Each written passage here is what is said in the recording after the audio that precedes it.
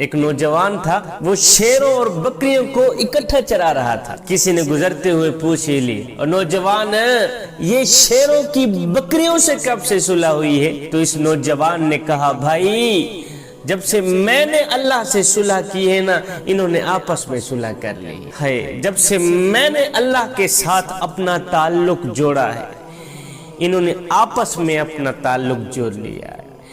جب سے میں نے اللہ کو راضی کیا ہے، یہ آپس میں راضی ہو گئے۔ جوانوں، اللہ کو راضی کر لو، اللہ کے ساتھ اپنا معاملہ درست کر لو، اللہ سے صلح کر لو۔ جوانوں، رب کو پانے کی کوشش کرو۔ جب رب تمہارا ہو گیا تو پھر سب تمہارا ہو گیا۔ اللہ اکبر، رب کو راضی کر لو، اللہ کو راضی کر لو۔ آپ کو پتہ ہے کہ شیعہ شیعت میں کیوں آیا ہے؟ صرف اس لیے کہ اللہ راضی ہو جائے۔ سنی سنیت میں کیوں آیا ہے؟ صرف اس لیے کہ اللہ راضی ہو جائے۔ اللہ اکبر۔ وہابی وہابیت میں کیوں آیا ہے؟ صرف اس لیے کہ اللہ راضی ہو جائے۔ میری قوم کا بڑھا بستر کندھے پہ اٹھا کر 10ویں ملک میں جا کر، 10ویں ضلع میں جا کر دین کا پیغام لوگوں تک پہنچا رہا ہے، تبلیغ کے لیے نکلا ہوا ہے، اپنے چھوڑ کر، پرائے چھوڑ کر۔ اللہ اکبر، دین کا پیغام پہنچانے کے لیے، تبلیغ کا کام کرنے کے لیے نکلا ہوا ہے۔ اگر اس سے پوچھ لیا جائے، بابا جی یہ کیوں کر رہے ہو؟ ایک پیغام پہنچانے کے لیے تو نے اپنے چھوڑے، پرائے چھوڑے، بیوی چھوڑی، بچے چھوڑے، سب کچھ چھوڑا، کیوں کر رہے ہو؟ کہتا ہے بس اس لیے کہ اللہ راضی ہو جائے۔ بیٹا یہ سب کچھ اس لیے کر رہا ہوں کہ مجھ سے میرا اللہ راضی ہو جائے۔ اللہ اکبر۔ یہ سورج، چاند اور ستارے، یہ موسموں کا ایک دوسرے کے بعد آنا جانا۔ سورج اپنے وقت مقررہ پر اپنی حدیں طے کرتا رہا، دائیں بائیں نہیں، سیدھی راہ چلتا رہا۔ کیوں؟ اس لیے کہ اللہ راضی ہو جائے۔ اللہ نے حکم جو دے دیا ہے کہ تو نے سیدھی راہ چلنا ہے، دائیں بائیں نہیں چلنا، میری فرما برداری کرنی۔ میں نے کہہ دیا ہے سیدھی راہ چلنا، بس تو نے سیدھی راہ چلنا۔ چاند نے اپنا راستہ نہیں بدلا، عین سیدھی راہ چلتا رہا، دائیں بائیں نہیں۔ کیوں؟ اس لیے کہ اللہ راضی ہو جائے۔ حیات و کائنات کے سارے سلسلے اپنے اپنے وقت مقررہ پر چلتے رہے، پھول اپنے وقت مقررہ پر اگتے رہے، کھلتے رہے، خوشبوئیں دیتے رہے۔ کیوں؟ اس لیے کہ اللہ راضی ہو جائے۔ اللہ اکبر۔ بادل اپنے وقت مقررہ پر گرجتے رہے، اپنے وقت مقررہ پر برستے رہے۔ بادلوں سے نکلا پانی اپنے وقت مقررہ پر زمین پر آتا رہا۔ کیوں؟ اس لیے کہ اللہ راضی ہو جائے۔ اگر میں انبیاء علیہ السلام کی بات کروں تو حضرت سیدنا آدم علیہ السلام 300 سال تک روتے رہے، خون کے آنسو بہاتے رہے۔ کسی نے پوچھا، حضرت آپ تو معصوم ہیں، نبی تو معصوم ہوتا ہے، پھر آپ اتنا کیوں رو رہے ہیں؟ کہا اس لیے کہ اللہ راضی ہو جائے۔ اس لیے رو رہا ہوں کہ آدم پہ اللہ راضی ہو جائے۔ حضرت سیدنا شعیب علیہ السلام تو اتنے روئے کہ نبی نہ ہو گئے، آنکھیں جاتی رہی، آنکھوں سے بھی ہاتھ دھو بیٹھے، اتنے روئے۔ میرے اللہ نے ایک بار آنکھوں سے نوازا، پھر حضرت سیدنا شعیب علیہ السلام اتنے روئے کہ آنکھیں پھر جاتی رہی، پھر نبی نہ ہو گئے۔ میرے اللہ نے فرمایا، میرا شعیب اور تو اتنا کیوں روتا ہے؟ اگر تو جہنم کے خوف سے روتا ہے، میں رب ہو کر وعدہ کرتا ہوں جہنم تم پہ حرام کرتا ہوں، اور اگر تو جنت کے لیے روتا ہے، میں رب ہو کر وعدہ کرتا ہوں ساری جنت ہی تیرے نام کرتا ہوں۔ اور میرے شعیب اب تو چپ ہو جا، اور میرے شعیب اب تو چپ ہو جا۔ ہے شعیب کی چیخیں اور بلند ہونا شروع ہوئی۔ شعیب رو کر کہنے لگے، او میرے کریم رب، تو جانتا ہے تیرا شعیب نہ تو جہنم کے خوف سے روتا ہے، تیرا شعیب نہ تو جنت کی لالچ کے لیے روتا ہے، اور میرے کریم رب تیرا شعیب تو بس اس لیے روتا ہے کہ تو راضی ہو جا۔ کربلا کی سرزمین پر فاطمہ کے بیٹے حسین نے اپنا تن من دھن قربان کر دیا، بولا ہی نہیں، شکوہ ہی نہیں کیا، اور محمد لٹا دیے، کریل نوجوان اکبر لٹا دیے، قاسم کا شباب لٹا دی۔ کسی نے پوچھا حضرت یہ سب کچھ کیوں کر رہے ہیں؟ کہا اس لیے کہ اللہ حسین پہ راضی ہو جائے، صرف اس لیے کر رہا ہوں کہ اللہ راضی ہو جائے، اللہ راضی ہو جائے۔ اب میں جو نقطہ آپ لوگوں کو دینے والا ہوں وہ قابل توجہ ہے، اللہ راضی ہو جائے۔ قبلہ ایک طرف ساری کائنات ہے، دوسری طرف تنہا میرے محمد کی ذات ہے۔ ساری کائنات اس سوچ میں ہے، ساری کائنات اس فکر میں ہے، ساری کائنات اس طلب میں ہے کہ خدا راضی ہو جائے، اور خدا کی رحمت اس طلب میں ہے کہ میرا مصطفیٰ راضی۔ صاحب نہ کفن میں جیب ہے، نہ قبر میں الماری ہے، اور کمال کی بات تو یہ ہے کہ موت کا فرشتہ رشوت بھی نہیں لیتا۔ اگر موت کے بعد اپنی مرضی کی زندگی گزارنا چاہتا ہے تو موت سے پہلے اپنے رب کی مرضی کی زندگی گزار۔ وہ ایک فقیر تھا، بزرگ تھا، بیت المقدس کی پہاڑیوں میں بیٹھا تھا، وہ بیت المقدس کی پہاڑیوں میں رہتا تھا۔ کہتا ہے کہ ایک جگہ مجھے انتہائی پریشانی کے عالم میں ادھر ادھر گھومتا ہوا ایک غمگین نوجوان نظر آیا۔ میں اس کے پاس گیا، سلام کے بعد اس سے پریشانی کا سبب پوچھا۔ میں نے پوچھا بھائی تیرے چہرے پر پریشانیوں کے آثار نمودار کیوں ہیں، غمگینیوں کے آثار نمودار کیوں ہیں؟ تو وہ کہنے لگا بزرگو ہمارے ایک پڑوسی کا بھائی فوت ہو گیا، ہمارے ایک پڑوسی کا بھائی انتقال کر گیا ہے، تم میرے ساتھ چلو تاکہ ہم اس کی تعزیت کر کے آئیں۔ میں اس نوجوان کے ساتھ چل دیا۔ ہم ایک شخص کے پاس پہنچے جو بہت ہی اداسی کے عالم میں بیٹھا ہوا تھا۔ یہ وہی شخص تھا جو مرنے والے کا بھائی تھا، جو بہت ہی اداسی کی حالت میں بیٹھا ہوا تھا۔ ہم نے اسے صبر کی تلقین کی اور تسلی دینے لگے، کہا انا للہ و انا الیہ راجعون، لیکن اس نے ہماری باتیں نہ سنی۔ ہم جو کچھ بھی کہتے رہے اس نے نہ سنی، بے صبری کرتے ہوئے آہوزاری اور چیخ و پکار کرنے لگا، رونے لگا۔ ہم نے اسے پیار اور محبت سے سمجھایا، اے اللہ کے بندے اس طرح بے صبری کا مظاہرہ نہ کر، اللہ تعالیٰ سے ڈر اور صبر سے کام لے۔ بے شک موت ہر کسی کو آنی ہے، جس نے بھی زندگی کا سفر شروع کیا ہے اس کی منزل اور انتہا قبر ہی ہے۔ موت ایک ایسا پل ہے جس سے ہر ایک کو گزرنا ہی ہوگا۔ کچھ گزر گئے اور کچھ گزر رہے ہیں اور کچھ گزرنے والے ہیں۔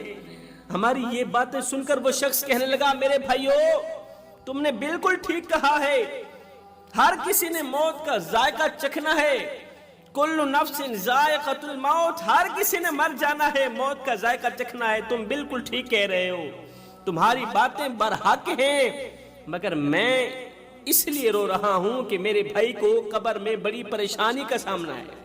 میں اس لیے نہیں رو رہا کہ میرا بھائی مر گیا ہے، مرنا تو ہر کسی نے ہے نا، ہر کسی نے چلے جانا ہے، ہر کسی نے موت کی گھاٹ اتر جانا ہے، لیکن میں اس وجہ سے نہیں رو رہا کہ میرا بھائی مر گیا ہے، میں اس وجہ سے رو رہا ہوں کہ میرے بھائی کو قبر میں بڑی پریشانی کا سامنا کرنا پڑ رہا ہے۔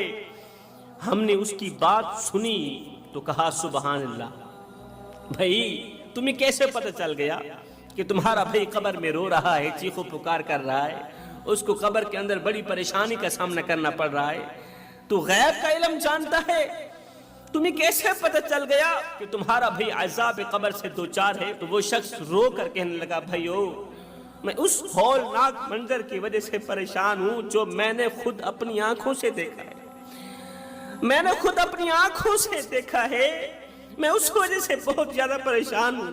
آؤ میں تمہیں تفصیل سے وہ واقعہ سناتا ہوں۔ جب میرے بھائی کا انتقال ہو گیا، جوانوں آپ بھی دل کے کانوں سے یہ واقعہ سنیں، ہو سکتا ہے یہ واقعہ آپ لوگوں کی زندگی بدل دینے کا ذریعہ بنے۔ کہتا ہے جب میرے بھائی کا انتقال ہو گیا، جب میرا بھائی مر گیا تو تجہیز و تکفین کے بعد ہم نے اسے قبرستان لے جا کر دفن کر دیا، مٹی کے سپرد کر دیا، لوگ واپس آ گئے، میں کچھ دیر قبر کے پاس کھڑا رہا، بھائی کی قبر کے سرحانے کھڑا رہا اور روتا رہا۔ یکا یک میں نے قبر سے ایک دردناک آواز سنی، بھائی کی قبر کے اندر سے ایک دردناک آواز سنی۔ میرا بھائی نہایت ہی درد مندانہ انداز سے چیخو پکار کر رہا تھا، کہہ رہا تھا مجھے بچاؤ، مجھے بچاؤ، میری قبر جہنم کے گڑھوں میں سے گڑھا بنی ہوئی ہے، میرے بھائی مجھے بچاؤ، میری قبر کے اندر آگ ہی آگ ہے، میری قبر کے اندر سانپ ہیں، بچھو ہیں، خدارا میری قبر کے اندر جہنم کی آگ بھڑک اٹھی ہے، مجھے بچاؤ۔ میں نے یہ آواز اپنے کانوں سے سنی تو کہا واللہ یہ کوئی اور نہیں، یہ تو میرے بھائی کی آواز ہے، قبر کے اندر کسی اور کی آواز نہیں آ رہی، یہ تو میرے بھائی کی آواز ہے۔ میں نے بے چین ہو کر قبر کھودنا شروع کر دیا۔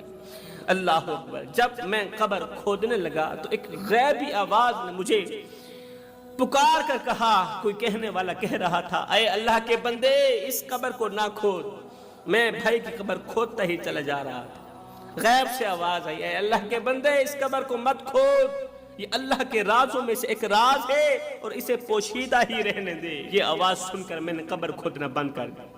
پھر میں وہاں سے اٹھا اور جانے لگا، واپسی کی طرف، گھر کی طرف جانے لگا تو مجھے دردناک آواز ایک بار پھر سے سنائی دی۔ دردناک آواز نے ایک بار پھر سے مجھے رلایا، مجھے بچاؤ، مجھے بچاؤ۔ مجھے اپنے بھائی پر ترس آنے لگا کہ یہ تو میرے بھائی کی آواز ہے۔ ہائے اللہ، میرے بھائی کی قبر جہنم کے گڑھوں میں سے گڑھا بن گئی۔ آخر میرے بھائی کو کون سی ایسی تکلیف درپیش آئی ہے کہ میرا بھائی اونچی اونچی آواز میں کہہ رہا ہے مجھے بچاؤ، مجھے بچاؤ، کہیں میرا بھائی زندہ تو نہیں ہو گیا۔ مجھے اپنے بھائی پر ترس آنے لگا، میں نے دوبارہ قبر کھودنا شروع کر دی۔ ابھی میں نے تھوڑی سی مٹی ہٹائی ہوگی کہ پھر سے وہی غیبی آواز سنائی دی، اے بندے اللہ کے رازوں کو نہ کھول، قبر کھودنے سے باز آ جا، یہی تیرے حق میں بہتر ہے۔ غیبی آواز سن کر میں نے دوبارہ قبر بند کر دی اور وہاں سے گھر کی طرف جانے لگا تو پھر سے بڑی دردناک آواز میرے کانوں میں گونجی۔ میرے بھائی نے مجھے پکارا، بھائی کہاں جا رہا ہے، مجھے بچا لے، مجھے بچا لے۔ اس مرتبہ میں نے قبر کھودنا شروع کر دی۔ جیسے ہی میں نے قبر سے سل ہٹائی، اینٹ ہٹائی تو قبر کے اندرونی منظر کو دیکھ کر میں بے ہوش ہو گیا، میرے ہوش اڑ گئے، بے ہوش ہو گیا۔ قبر کا اندرونی منظر دیکھ کر، دردناک منظر دیکھ کر میں بے ہوش ہو گیا۔ کیوں بے ہوش ہوا، کیوں میرے ہوش اڑے؟ اس لیے کہ اندر خوفناک منظر تھا۔ ابھی ابھی ہم نے جس بھائی کو دفنایا تھا، ابھی تھوڑی دیر پہلے ہم نے جس بھائی کو مٹی کے سپرد کیا تھا، اس کا سارا جسم آگ کی زنجیروں میں جکڑا ہوا تھا۔ ایک ہی پل کے اندر یہ کیا ہو گیا، بھائی کا سارا جسم آگ کی زنجیروں میں جکڑا ہوا تھا اور اس کی قبر آگ سے بھری ہوئی تھی۔ جب میں نے اپنے بھائی کو اس حالت میں دیکھا تو مجھ سے رہا نہ گیا، میں نے اسے زنجیروں سے آزاد کرانے کے لیے اپنے ہاتھ اس کی گردن میں بندھی ہوئی زنجیروں کی طرف بڑھائے۔ بھائی کو زنجیروں سے آزاد کرانے کے لیے اپنا ہاتھ اس کی گردن میں بندھی ہوئی زنجیر کی طرف بڑھایا۔ جیسے ہی زنجیر کی طرف بڑھایا، جیسے ہی میرا ہاتھ زنجیر کو لگا تو میرے ہاتھ کی انگلیاں جل گئیں۔ جیسے ہی میرا ہاتھ زنجیر کو لگا تو میرے ہاتھ کی انگلیاں جل گئیں، ہاتھ سے جدا ہو گئیں، جل کر ہاتھ سے جدا ہو گئی۔ مجھے بہت زیادہ تکلیف محسوس ہونے لگی۔ میں نے جیسے تیسے قبر کو بند کیا۔ اتنی تکلیف ہوئی کہ اس سے پہلے مجھے تکلیف نہیں ہوئی تھی۔ میں نے فوراً ہی قبر کو بند کر دیا تھا۔ یہ تو اللہ کے رازوں میں سے ایک راز تھا اور وہاں سے بھاگتا ہوا نظر آیا، بھاگتا ہوا گھر گیا۔ اللہ اکبر، یہ کہانی سنانے کے بعد اس شخص نے کہا دیکھو میرے ہاتھ کی انگلیاں، دیکھو میرے ہاتھ کی انگلیاں بالکل جلی ہوئی ہیں، میرے ہاتھ کی انگلیاں کٹی ہوئی ہیں اور ابھی تک مجھے شدید درد ہو رہا ہے۔ اتنا کہنے کے بعد اس نے چادر سے اپنا ہاتھ نکالا تو واقعی اس کی 4 انگلیاں کٹی ہوئی تھی، 4 انگلیاں ہاتھوں سے غائب تھی اور ہاتھ پر زخم کا عجیب و غریب نشان موجود تھا۔ یہ بزرگ کہتا ہے کہ ہم نے اس کی درد بھری کہانی سننے کے بعد، روداد سننے کے بعد، اس کے بھائی کے قبر کے اندر کا عذاب سننے کے بعد ہم نے پوچھا بھائی بتا تو صحیح، تیرا وہ جو بھائی جس کی قبر کے اندر عذاب ہی عذاب تھا، جس کی قبر جہنم کے گڑھوں میں سے گڑھا بنی ہوئی تھی، بتا تو صحیح وہ دنیا میں کون سے ایسے کام کرتا تھا، کون سے ایسے گناہ کرتا تھا کہ ان گناہوں نے تیرے بھائی کی قبر کو جہنم کے گڑھوں میں سے گڑھا بنا دیا۔ تو اس شخص نے کہا، جس کی چاروں انگلیاں کٹی ہوئی تھیں، اس شخص نے کہا، بھائی میرا بھائی 3 گناہ بڑے شوق سے کرتا تھا، اور مجھے لگتا ہے انہی 3 گناہوں کی وجہ سے میرے بھائی کی قبر جہنم کے گڑھوں میں سے گڑھا بن گئی۔ جہنم کی تمام کھڑکیاں میرے بھائی کی قبر کی طرف کھول دی گئی۔ پہلا گناہ تو یہ تھا کہ میرے بھائی کے پاس مال بھی تھا، پیسہ بھی تھا، دولت بھی تھی، اللہ تعالیٰ نے ہر ایک چیز سے نوازا تھا، اللہ نے ہر ایک نعمت سے نوازا تھا، مال کے ہونے کے باوجود بھی، پیسے کے ہونے کے باوجود بھی دروازے پر آئے کسی بھوکے کو کھانا نہیں کھلاتا تھا، اللہ کسی پیاسے کو پانی نہیں پلاتا تھا، غریبوں کی مدد نہیں کرتا تھا۔ اللہ اکبر، بھوکوں کو کھانا نہ کھلانے والا عمل، پیاسوں کو پانی نہ پلانے والے عمل نے قبر کو کالی کر دیا، قبر کے اندر بچھو چھوڑ دیے، قبر کے اندر آگ بھڑکا کے رکھ دی، قبر کو جہنم کے گڑھوں میں سے گڑھا بنا دیا۔ وہ غریبوں کی مدد نہیں کرتا تھا، یہ مالدار تھا، گرد نواح کے رہنے والے لوگ بڑے ہی غریب تھے، وہ صبح کو کھاتے تھے شام کے لیے نہیں ہوتی، شام کو کھاتے تھے صبح کے لیے نہیں ہوتی تھی، ان کے بچے رات کو بھوک کی وجہ سے روتے رہتے تھے۔ اللہ اکبر، 3 دن کے فاقے کاٹتے تھے، لیکن اس ظالم کو ان پر ترس نہیں آتا تھا، رحم نہیں آتا تھا، وہ ان بھوکوں بچوں کو کھانا نہیں کھلاتا تھا، پانی نہیں پلاتا تھا۔ ہائے میرے بھائیوں، غریبوں کی مدد کرنے والا شخص زندگی میں کبھی غریب نہیں ہوتا۔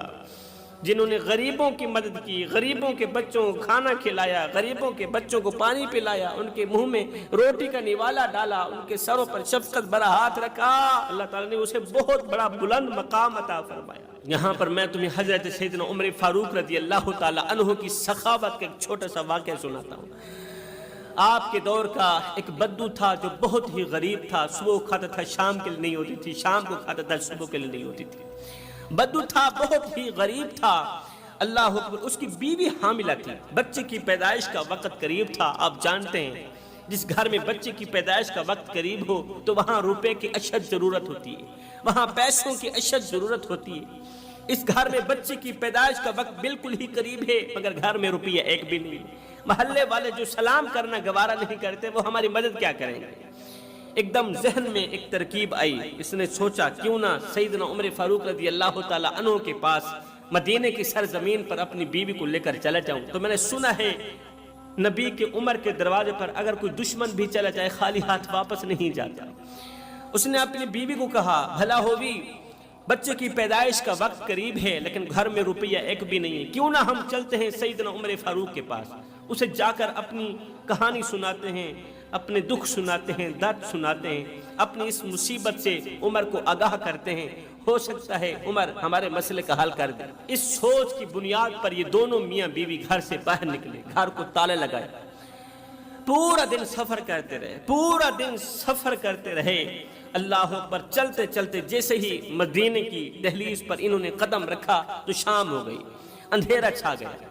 مدینے کی دہلیز پر ہی اندھیرا چھا گیا۔ جیسے ہی اندھیرا چھایا تو اس غریب بدو شخص نے اپنی بیوی کو کہا کہ کیوں نہ رات گزارنے کے لیے ہم یہاں پر خیمہ لگا لیتے ہیں، رات گزارتے ہیں، صبح ہوتی، صبح کا سورج طلوع ہوتی ہم سیدنا عمر فاروق کے پاس چلے جائیں گے، عمر کو جا کر اپنا دکھ سنائیں گے، درد سنائیں گے، اپنے حال سے آگاہ کریں گے، تو مجھے امید ہے وہ ہماری ضرور مدد فرمائیں گے، ضرور مدد کریں گے۔ اب اس غریب شخص نے وہاں پر مدینے کی دہلیز کے اندر ہی ایک خیمہ لگایا رات گزارنے کے لیے کہ صبح ہوتے ہی عمر کے پاس چلے جائیں گے۔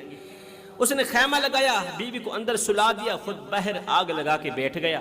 اللہ اکبر، اب بیوی اندر سے رو رہی ہے، درد کی وجہ سے چیخ رہی ہے، بچے کی پیدائش کا وقت قریب ہے، اور باہر بیٹھا بدو شوہر بیوی کو تسلیاں دے رہا ہے، حوصلے دے رہا ہے کہ بھلا ہوئی چپ کر، صبح ہوتے ہی، صبح کو سورج طلوع ہوتے ہی عمر کے پاس چلے جائیں گے، تھوڑا اور برداشت کر، تھوڑی تکلیف اور برداشت کر لے۔ مگر وہ مرتی کیا نہ کرتی، بچے کی پیدائش کا وقت قریب تھا۔ ادھر سے سیدنا عمر فاروق رضی اللہ تعالی عنہ کا آپ کا معمول تھا کہ آپ راتوں کی تاریکیوں میں اٹھ اٹھ کر مدینے کی گلیوں میں گشت کیا کرتے تھے، مدینے کی گلیوں میں گشت کیا کرتے تھے کہ کہیں کوئی کتا تو بھوکا نہیں سو گیا۔ اللہ اکبر، کہیں کوئی جانور تو پیاسا نہیں سو گیا؟ جو عمر بھوکے کتے کا اتنا خیال رکھتا ہے وہ انسان کا کتنا خیال رکھتا ہے۔ مدینے کی گلیوں میں گشت فرما ہی رہے تھے کہ آپ کی اچانک نظر اسی طرف گئی جس طرف اس بدو نے خیمہ لگایا ہوا تھا اور باہر آگ جلائی ہوئی تھی۔ آپ نے دیکھا کہ دور آگ جل رہی ہے اور ساتھ میں خیمہ لگا ہوا ہے۔ سیدنا عمر فاروق رضی اللہ تعالی عنہ گلی سے نکلے، سیدھا اسی خیمے کی طرف گئے، اسی آگ کی طرف گئے۔ اللہ اکبر۔ پوچھا بھائی تو کون ہے؟ اس نے کہا جا پہلے تو میری بیوی درد کی وجہ سے رو رہی ہے، چیخ رہی ہے، اوپر سے تو بھی آ گیا ہے مجھے پریشان کرنے کے لیے۔ سیدنا عمر فاروق رضی اللہ تعالی عنہ نے پوچھا بھائی بتا تو صحیح تو کون ہے، کہاں سے آیا ہے، کہاں جانا چاہتا ہے، اور یہاں تو نے خیمہ کیوں لگایا ہوا ہے، کس وجہ سے لگایا ہوا ہے، تو مسافر ہے تو کہاں سے آ رہا ہے، کہاں جانا چاہتا ہے؟ تو اس بدو نے کہا کہ میں غریب ہوں، صبح کو کھاتا ہوں شام کے لیے نہیں ہوتی، شام کو کھاتا ہوں صبح کے لیے نہیں ہوتی، امیری کا جنازہ نکل گیا ہے، غربت عروج پر آ گئی ہے، میرے گھر کو غربت کی دلدل نے اپنی لپیٹ میں لے رکھا ہے، میرا گھر غربت کی دلدل میں پھنس گیا ہے، میری بیوی حاملہ ہے اور بچے کی پیدائش کا وقت بالکل ہی قریب ہے۔ دراصل میں عمر فاروق کے پاس جا رہا تھا کہ وہی میرے مسئلے کا حل فرمائیں گے، لیکن شام ہو گئی، اندھیرا چھا گیا، تو رات گزارنے کے لیے میں نے یہاں خیمہ لگا لیا۔ کوئی بات نہیں، صبح کا سورج طلوع ہوتے ہی میں عمر کے پاس چلا جاؤں گا، اور عمر فاروق مجھے پکا یقین ہے کہ وہ میرے اس مسئلے کا ضرور حل کریں گے۔ اللہ اکبر۔ اب سامنے کون کھڑا ہے؟ سیدنا عمر فاروق رضی اللہ تعالی عنہ کھڑے، اس کی روداد سن رہے ہیں، اس کی درد بھری فریاد سن کر سیدنا عمر فاروق رضی اللہ تعالی عنہ الٹے پاؤں، جب آپ نے پوچھا نا کہ یہ خیمے کے اندر کون رو رہی ہے، کون چیخ رہی ہے، تو اس نے کہا یہ میری بیوی ہے، بچے کی پیدائش کا وقت قریب ہے، کوئی بات نہیں، ابھی صبح کا سورج طلوع ہونے والا ہے۔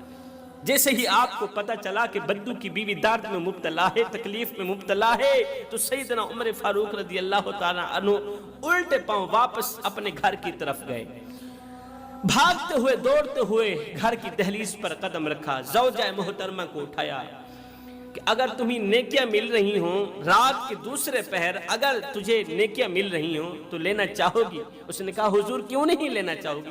آپ نے فرمایا پھر اٹھ، میرے یار کی بیوی درد میں مبتلا ہے، بدو کی بیوی درد میں مبتلا ہے، میرے غریب دوست کی بیوی درد میں مبتلا ہے، اٹھ چلتے ہیں اس کی تکلیف دور کرتے ہیں، اس کی مدد کرتے ہیں، اس کی ہیلپ کرتے ہیں۔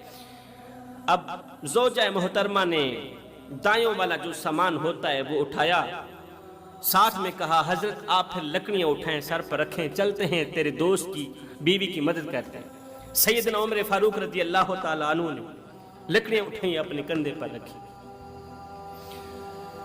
24 لاکھ مربع میل کا شہنشاہ ہے، ایک غریب کی مدد کرنے کے لیے، 2% کا غریب ہے، اس کی مدد کرنے کے لیے، اس کی تکلیف دور کرنے کے لیے، اس کی پریشانی دور کرنے کے لیے 24 لاکھ مربع میل کی شہنشاہ نے اپنے کندھے پر لکڑیاں اٹھائی، زوجہ محترمہ کے ساتھ خیمے کی طرف جا رہے ہیں۔ جیسے ہی خیمے کے قریب گئے تو زوجہ محترمہ نے سیدھا خیمے کے اندر جا کر دائیوں والا کام شروع کر دیا، کیونکہ بچے کی پیدائش کا وقت بالکل ہی قریب تھا۔ تو سیدنا عمر فاروق رضی اللہ تعالی عنہ بہر بدو کے سامنے ایسے ہاتھ باندھ کے کھڑے ہیں، ہاتھ باندھ کے کھڑے ہیں۔ بدو کو ایسے ہی لگا کہ یہ یہاں کا کوئی غلام ہے، نوکر ہے۔ اس بدو نے آرڈر چلانے شروع کر دیا، حکم چلانے شروع کر دیا، اور جلدی جائے آگ لے کر آ۔ سیدنا عمر فاروق دوڑ کر جاتے ہیں، آگ لے کر آتے، جلدی جا لکڑیاں لے کر آ۔ سیدنا عمر فاروق دوڑ کر جاتے ہیں، لکڑیاں لے کر آتے، اوے پانی لے کر آئے، جلدی جاتے ہیں، دوڑ کر جاتے ہیں، پانی لے کر آتے ہیں، داڑھی مبارک لپیٹ کر پھونکا مارتے ہیں، آگ جلاتے ہیں۔ بدو کی باتیں برداشت کر رہے ہیں، بدو کہتا ہی چلا جا رہا ہے، حکم کرتا چلا جا رہا ہے، آرڈر پہ آرڈر کرتا چلا جا رہا ہے۔ اوے اگر تیری بیوی نے میری بیوی کو مار دیا، اگر اسے دائیوں والا کام نہ آیا، تیری بیوی نے میری بیوی اور میرے بچے کو مار دیا، تو کل عمر کی عدالت میں تیرا مقدمہ درج کروں گا، تیری شکایت پیش کروں گا، تجھے سزا دلواؤں گا۔ اس طرح کی باتیں کرنے لگا کہ اچانک خیمے کے اندر سے آپ کی زوجہ محترمہ نے آواز دی، یا امیر المومنین مبارک ہو، یا عمر مبارک ہو، اللہ تعالیٰ نے تیرے دوست کو بیٹا عطا کیا ہے۔ جیسے ہی بدو کو پتہ چلا کہ امیر المومنین تو یہی ہے، جیسے ہی بدو کو پتہ چلا کہ امیر المومنین تو یہی ہے، جیسے ہی بدو کو پتہ چلا عمر کوئی اور نہیں، عمر تو وہی ہے جس کے سامنے میں آرڈر کرتا چلا جا رہا ہوں، میں حکم کرتا چلا جا رہا ہوں، ایک دم بدو کے پاؤں تلے زمین نکل گئی۔ بدو نے سیدنا عمر فاروق کے پیر پکڑے، پاؤں چومتا چلا جا رہا ہے، ہاتھ جوڑ کے عرضیاں کرتا چلا جا رہا ہے، حضرت خدا را مجھے معاف کرنا، حضرت میری بدبخت بدقسمت آنکھیں، بد نصیب آنکھیں نہ پہچان سکیں کہ میرے سامنے جو شخصیت کھڑی ہے یہ کوئی نوکر ہے، غلام ہے یا امیر المومنین ہے، میں تجھے نہ پہچان سکا، حضرت مجھے معاف کر دینا۔ نیچے سے وہ معافی کی خیرات مانگ رہا تھا، معافی کی بھیک مانگ رہا تھا، اوپر سے حضرت سیدنا عمر فاروق رضی اللہ تعالی عنہ نے دونوں ہاتھوں سے اسے اٹھایا، اپنے سینے سے لگایا، رو کر کہنے لگا، او بدو تجھے پتہ نہیں ہے تو کہاں آیا ہے، اور یہ میرے محمد کا شہر ہے، اور یہ میرے محمد کا شہر ہے، یہ مدینۃ المنورہ ہے، اور نادان تجھے نہیں پتا یہاں امیروں کے نہیں، یہاں تو غریبوں کے استقبال ہوتے ہیں، یہاں تو غریبوں کو عزتیں ملتی ہیں، یہاں تو غریبوں کو مقام ملتے ہیں۔ اس لیے میرے بھائیو، عبادت اس مقام تک نہیں پہنچاتی جہاں غریبوں کی خدمت پہنچاتی، جہاں غریبوں کی مدد پہنچاتی ہے۔ سیدنا عمر فاروق رضی اللہ تعالی عنہ کی عاجزی تو دیکھیں، اس عمل کے ساتھ کی گئی محبت کو تو دیکھیں۔ آپ نے اس بدو کا سر پکڑا، اسے اٹھایا، سر کو سینے سے لگایا، پھر رو کر فرمانے لگے، بدو تجھے پتہ نہیں ہے تو کہاں آیا ہے، یہ مدینۃ المنورہ ہے، یہ سونے محمد کا شہر ہے، یہاں امیروں کے نہیں، یہاں تو غریبوں کے استقبال ہوتے ہیں، یہاں تو غریبوں کو عزتیں ملتی ہیں، یہاں تو غریبوں کو مقام ملتے ہیں۔ صاحب مذہب میں سے اگر انسانیت کی خدمت نکال دی جائے، دین اسلام جیسے خوبصورت مذہب میں سے اگر انسانیت کی خدمت نکال دی جائے تو صرف عبادت رہ جاتی، صرف عبادت رہ جاتی، اور عبادت کے لیے میرے اللہ کے پاس فرشتوں کی کوئی کمی نہیں ہے۔ اللہ اکبر، تیری گلی میں اگر کوئی شیعہ رہتا ہے، وہابی رہتا ہے، دیوبند رہتا ہے، یا کوئی غیر مسلم رہتا ہے، اس کا حساب وہ خود دے گا۔ سن، اگر روٹی نہ ملنے کی وجہ سے رات کو بھوکا سو گیا، اے بندے اس کا حساب تجھے دینا پڑے گا۔ تو اس نے کہا یہ 3 گناہ بڑے شوق سے کرتا تھا۔ نمبر 1 تو مال کے ہونے کے باوجود بھی دروازے پر آئے کسی سائل کو کھانا نہیں کھلاتا تھا، بھوکے کو کھانا نہیں کھلاتا تھا، پیاسے کو پانی نہیں پلاتا تھا، غریب کی مدد نہیں کرتا تھا۔ دوسرا گناہ، حرام مال بڑے ہی شوق سے کھاتا تھا۔ اللہ اکبر، حلال و حرام کی تمیز نہیں کرتا تھا، ساری زندگی سود کا کاروبار کرتا رہا۔ وچ گناہ دے عمرہ گزری تے داڑھی ہو گئی چٹی، چوری یاری دا مال کھا کے عادت بن گئی مٹھی، لٹین دی اگڑین دی کہیں نہ ڈٹھی تے اجڑین دی ہر کہیں ڈٹھی، پر فیض میاں پتہ اومل لگسی جدا آسی منہ دے مٹی۔